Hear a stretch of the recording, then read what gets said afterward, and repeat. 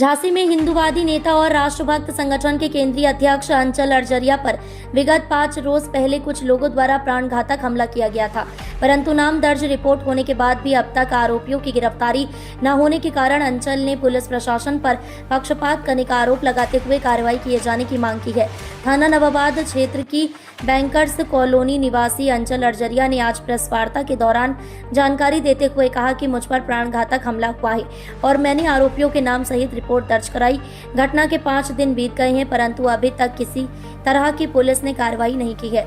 उन्होंने विस्तार से घटना के संबंध में जानकारी देते हुए बताया कि विगत 28 मार्च शाम को एक कार्यक्रम के सिलसिले में वह सिपरी बाजार निवासी अपने मित्र राजेंद्र दुबे के साथ किसी काम से लहर की देवी मंदिर गए थे और शाम को 7 बजे जब मंदिर से लौट रहे थे तो कुछ ही दूरी पर अत्री गार्डन के सामने एक सफेद रंग की कार जिसमें 4 लोग बैठे थे, उन्होंने एक्टिवा में टक्कर मार दी, जिसकी वजह से वह नीचे गिर गए। तभी 4 लोग उतरे और अंचल के साथ मारपीट करने लगे और उन्हें अपनी कार में डालकर मारपीट करते हुए ले गए और पहुंच नहर के पास पहुंचे, जहां पर पहले से 4 और लोग मौजूद थे। सभी ने मिलकर अंचल के साथ बुरी तरह से मारपीट की और उनकी सोने की अंगूठियां, नकदी, मोबाइल फोन लूट लिए। सभी लोग अंचल को मरणोअवस्था छोड़कर चले गए। अंचल किसी तरह थाने पहुंचे और पुलिस को घटना की जानकारी दी, परंतु पुलिस ने घटना के 1 दिन बाद बजरंग दल नेता विनोद अवस्थी के पुत्र विश्रांत अवस्थी व विकास अवस्थी, रवि यादव, सारस्वत पंडित के विरुद्ध रिपोर्ट दर्ज कर ली गई है। बोला है, क्या मुद्दा है? देखिए 28 तारीख को आप सभी को पता है हमारे ऊपर जानलेवा प्राणघातक हमला हुआ, हमें मार के फेंक दिया गया। किसी तरह से वहां से बच के आए। FIR लिखाई गई है, अभी तक मुलजिमों की गिरफ्तारी नहीं हुई है, जबकि ऐसी घटनाओं में तुरंत गिरफ्तारी हो जानी चाहिए। सारे जितने भी संगठन हैं, जहां जहां भी हम काम करते, सबके अंदर बहुत ज्यादा उबाल है, लेकिन हमारी सोच ये है कि जो काम हो रहा है प्रशासन जल्दी से उनको अरेस्ट करे, उनको उनके मुकाम तक पहुंचाए जहां पर उनको जाना चाहिए। पूरी घटना कहाँ की है और कब हुई? घटना 28 तारीख की है। 28 तारीख की शाम को करीब 6:45 पर हम मंदिर से निकले। रामनवमी की यात्रा निकलनी थी, उसकी मीटिंग में गए हुए थे। वहीं से लोगों ने रेकी करी और थोड़ी आगे बढ़े और कार ने टक्कर मार दी। हम टक्कर लगने से गिर गए, लाठियां मारने लगे, उठा के कार में डाल दिया, अपहरण कर लिया, ले गए। जो अंगूठियां पहने थे वो खींच ली, बाकी का और सामान 3600 रुपये जेब में से निकाल के और मरणासन हालत में बिल्कुल ये समझ लिया कि हम मर गए हैं और छोड़ करके भाग गए। तो इसके बाद तहरीर दी गई। तहरीर के बाद में 29 तारीख को रिपोर्ट दर्ज हुई।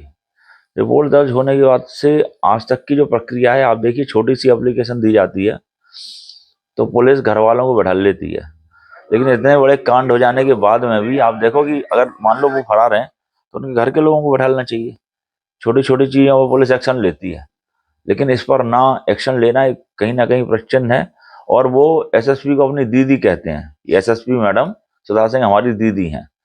तो हमारी समझ में नहीं आ रहा है, ये इतनी बड़ी घटना है कि ये निश्चित रूप से आप मानिएगा प्रशासन के ऊपर भी प्रश्न चिन्ह है, क्योंकि जहां योगी जी, मोदी जी कहते हैं कि 0 टॉलरेंस अपराध के ऊपर, और इस प्रकार से 6-6 दिन निकल जाने के बाद में अपराधियों की गिरफ्तारी ना होना, उनके ऊपर कोई एक्शन ना होना, परिवार या दोस्तों में से किसी को ना बैठा ला जाना, निश्चित रूप से झांसी प्रशासन के ऊपर प्रश्न खड़ा कर रहा है।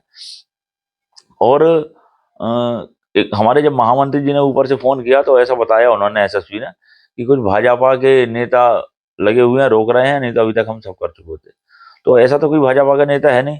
किसी का भी चुनाव हुआ कभी भी, चाहे अनुराग शर्मा लड़े हों सांसद का, चाहे रवि शर्मा लड़े हों, चाहे राजीव पारीचा लड़े हों, या जो भी कोई चुनाव लड़ा हो, चाहे बिहारीलाल आर्य लड़े हों, हम अपनी पूरी ताकत के साथ में निस्वार्थ भाव से सबके साथ लगते हैं। कभी हमने किसी से ना 1 रुपया लिया।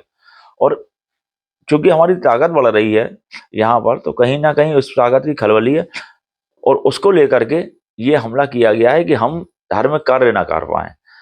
हैदराबाद बिरयानी का मामला भी आपको पता है, तो उसको लेकर भी उसकी दुकान खुलवा दी गई थी, हमने उस दुकान को पुनः बंद करा दिया। तो ये सब चीजें ऐसी हैं कि हमारी भाजपा नेताओं से भी बात हुई, तो देखने भी आए, विधायक जी आए थे, रवि शर्मा जी, बाबूलाल तिवारी जी आए, लेकिन हमें नहीं लगता कि कोई इस तरह से हमारे विरुद्ध है।